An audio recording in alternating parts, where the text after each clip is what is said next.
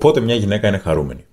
Και από εκεί προκύπτουν όλα τα δεν είναι ποτέ ευχαριστημένες ή ποιος θα τις καταλάβει τις γυναίκες, είναι πολύ περίπλοκες κτλ. Η πραγματικότητα είναι ότι είτε μιλάμε για μια σχέση μακροχρόνια, είτε μιλάμε για το πώς νιώθει μια γυναίκα μετά από μια συναναστροφή που φλερτάρεται, μπορείς να δώσεις την απάντηση με 90% ακρίβεια μέσα από μια πρόταση. Και η πρόταση αυτή είναι ότι μια γυναίκα είναι ευτυχισμένη όταν νιώθει ξεχωριστή και ποθητή από έναν άντρα τον οποίο αυτή θεωρεί υψηλής αξίας.